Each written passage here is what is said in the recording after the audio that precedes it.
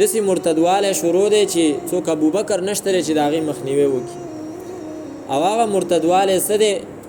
وی په زمانه د حضرت ابوبکر رضی الله عنه کې چې کوم مرتدواله و هغه مرتدواله خدا چې یو سړی به ښکاره هغه ویل یاره زه زکات نه ورکوم بس دین نه منم ووتم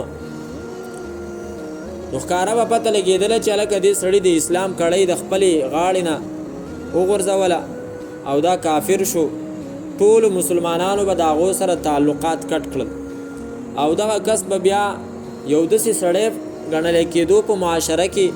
چې خلکو به اوس ته د نفرت په نظر باندې کتل د بغض په نظر باندې به ورته کتل د دشمنۍ په نظر باندې به ورته کتل په اسلامي معاشره کې د هغه څه ځای نه و نه په جومات کې د هغه ځای و او نه په قبرستان کې که هغه مردار شوی وی مړ وی د هغه ځای نه و بس هر څه د هغه د مسلمانانو نه کټ او د مسلمانانو د معاشرې نه هغه ووتو خو اوس چې کوم مرتدواله دی نو صاحب هغه مرتدواله فکري اعتبار سره چې یو سړی به د هغه به ښه نوم هم د مسلمانانو او د هغه به چې دی نو ښه اوسیږي هم د مسلمانانو په منځ کې او چې د هغه نه تپوس وکړي چېرې د الله د دین په باره کې د مانځه په باره کې د پردې په باره کې د نورو احکاماتو په باره کې ستا څه رایه ده نو هغه به وایي چې یې پرانی باتې یہ پرانی بات ہے یو ویډیو ما کتله پاره کې یو عالم سره یو ښځه چې دین انټرویو اخلي نو هغه دا ښځې نه چې دی نو ښځه دې تپوس وکړي د څه خبرې په باره کې چې په اسلامي ملک دی او که څه بلا د څه تپوس دې وکړي نو هغه ورته وایي چې دا اسلامي ملک نه دی د انډیا یو عالم دی د انډیا په باره کې که د بل ملک په باره کې دې تپوس کوي وایي که دا چېرته اسلامي ملک وی نو ستا په شان ته زنانه هغه به داسې په ایلختو سره او سرتور سر زما مخ ته نه وي ناست اسلامي ملک خو اسلامي احکامات به یې کړه ته څنګه چې دی نو داسې ایله ناست دی زما مخې ته نو هغه ښځه ورته څه وایي ګوره وایي تم ہمیں پھر وہ پرانے زمانے میں لے جانا چاہتے ہو پتھر کے زمانے میں تو نبی علیہ السلام زمانے ته څه وایي پتھر کا زمانہ او حالانکه د دې زنانو حیثیت و څه د نبی علیہ السلام نه مخکې دی خپل حیثیت نه دی لیدلی چې په هغه وخت کې د دې څه مقام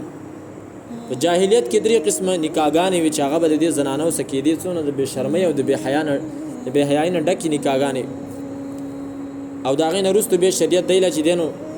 اختیار ورکو دی له چې دی نو مرتبه او مقام ورکو خو دا چې دی نو د خپل مرتبه او مقام نه خو یا د سره خبر نه دي یا که خبر دي نو د اسلام د دیو ضمیر او د دیو ذهن اسلام منلی نه دی هغه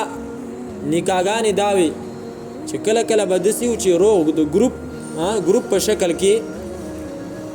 10 کسان 8 کسان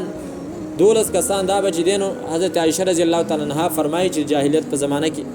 په یو کور باندې به ورل او هلته به چې دی نو د زنانې یوې ښځې سره به ټولو چې کوم دی نو بدفعلي وکړه او بیا به د هغې نه وروستو دغې ښځې چې کله د ولادت وخت رالی نو دغه ټول کسان به راجمع کړي د چا مجال نه و چې څوک هغه ورنشي هغې به د دې چې دی نو پابند و چې هغې هلته لاړ شي بیا به یې په هغو کې چې کوم دی نو یو کس ته ویلې چې دا زما نه پیدا ماشوم چې دی نو دا ستا دی بس هغه به په معاشره کې بیا د هغه حسابېدو چا به دا نه شو ویلی چې لکه دا د بل چا زوی او نه به چا بل چا ته نسبت کولی شو دویم قسم د نکاح چې دی نو هغه څه هغه دا و چې یو سړي به اولادو بچی به وو خو په معاشره کې به یو سړی داسې و چې هغه به د نسل نه د نسب نه خلکو دنیا والا چې دی نو هغه غوره ګڼلو نو ده به چې خپلې کور والا بیماري به ختمه شوله ماهواري او پاکه به شوه بیا به هلته ولېږه د هغه سړي خواته دې ته به نکاح الاستبضاع ویلو هلته به یې ولېږله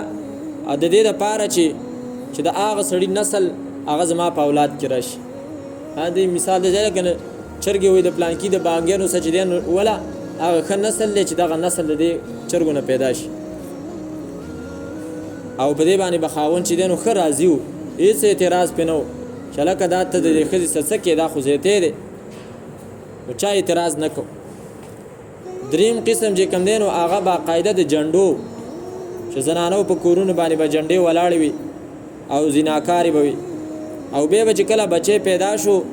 ډېر کسان هوښیاران به راجمع کړه قیافه شناس چې هغونه به دا پته به ورته لګېدله چې یاره دا ماشوم دا د دې پلانکي سړي دی علاماتو ته به یې کتل دا د دې و چې دی نو څه حیثیت و اوس دی نو زنانه راپاسې شریعت راغلی دغه ټول هر څه ختم کړل او دونه حق یې وله ورکو او زنانه اوس راپاسېږي اسلام باندې اعتراضونه کوي الله تعالی فرمایي ولا تفسدوا فی الارض فساد مه کوئ تاسو په ځمکه کې بعد اصلاحها پس د اصلاح د دې نه چې الله انبیاء کرام را لېږلي اصلاح شوې ده او اسلام خور شوی دی په دې کې فساد مه کوئ چې تاسو زنانو له دا دعوت ورکوئ میرا جسم میری مرضی چې تاسو د نکاح دا سیستم ختم کړئ کراچۍ کې یو سړی و هغه په دغه دا چې کله دا میرا جسم میری مرضی والا دا ښځې راوځي په دغه ورځ باندې سړی مسو هغه ویلې چې پاکستان کې هغه وخته پورې ښځو سره انصاف نشي کېدی څو پورې چې په پاکستان کې د نکاح دا نظام نه ختم شوی الله تعالی فرمایي دا فساد دی ولا تفسدوا فی الارض بعد اصلاحه الله تعالی د نکاح نظام چلولی دی او تاسو بیا فساد کوئ د زنا چې دی نو هغه خوروئ ودعوه